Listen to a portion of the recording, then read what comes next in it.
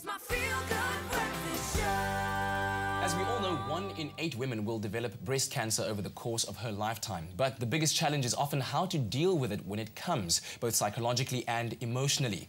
Joining us in studio is MJ Jenkins, who is a representative of the American Cancer Society and also a breast cancer survivor who has written a book called ThinkNoPink, Your BFF Guide to Breast Cancer. MJ, very good to have you and good morning.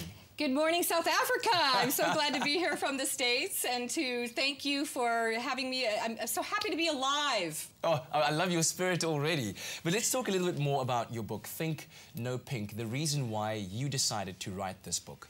You know, I came up with ThinkNoPink because it's about the breast cancer ribbon, is about breast cancer awareness. But for me, it also represented having breast cancer. So when I wrote my book, ThinkNoPink, I realized I wanted to have the right thoughts in my head about breast cancer. You know, I am an American representative of the American Cancer Society. We have a great affiliation with cansa.org, cansa.org, and we want to spread a global message of breast cancer and how to avoid big mistakes like I made in breast cancer across all countries. Yeah. You know, cancer is not discriminatory of race, religion, or anything with breast cancer. Any woman can get it. 1 in 8 can get it. I am one of those 8. Yeah, and I know that in your book you also mentioned 3 particular mistakes that women make and that they should completely avoid. What are those mistakes? That's right. You know, I wrote my book because it's quick, it's short, and it's 3 big mistakes that women make with breast cancer. The first is allowing your midsections to bulk up. Women who have fat around their midsections are more likely to develop breast cancer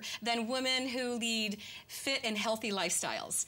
The second mistake is not having early and often breast cancer screenings. You know, if I had not detected my cancer as early as I did, today I wouldn't be with you beautiful people, your gorgeous studio. No, today I would be dead.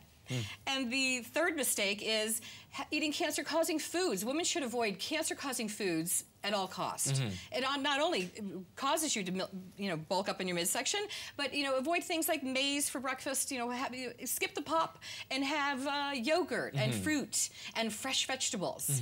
And so the 3 big mistakes led me into my book, where I came up with a quick, cute BFF formula to avoid and survive breast cancer. You said a BFF formula? BFF for best friend forever. Okay, I am your BFF for breast cancer, I guess you could call me. And the B stands for believe. You know, we talked about your mind over matter. Your mind having positive thoughts will really help save your life. It will help you survive, or it'll kill you. And the F in the BFF formula stands for feed. You need to feed your body good foods. We're going to talk about that in another segment with foods that cause breast cancer. Feed your body with, low glycemic, low sugars, because sugar feeds cancer. I was shocked with the kind of foods that cause cancer. Microwave popcorn, potato chips. I never knew those things I was eating. It's something you would never think. I never think it would cause cancer. So you need to learn about cancer-causing foods, which will be my next book in the spring called Zero Pink.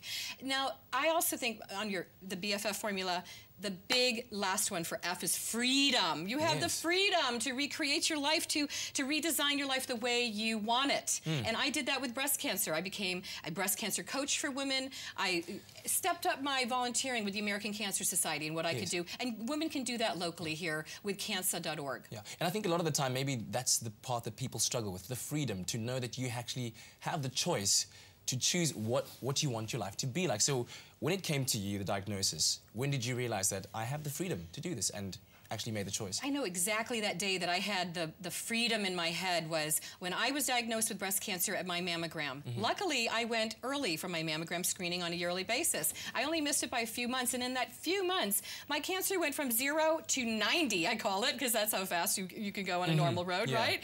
Well, my freedom was right then when the doctor came in, said I had breast cancer. I was all alone. My little 9-year-old sitting waiting for me in the lobby for my normal mammogram appointment turned into, I never had that kind of message where I wouldn't have control. But I had the freedom to decide, cancer does not own you. You can have good thoughts. You can heal your body with good foods and good thoughts.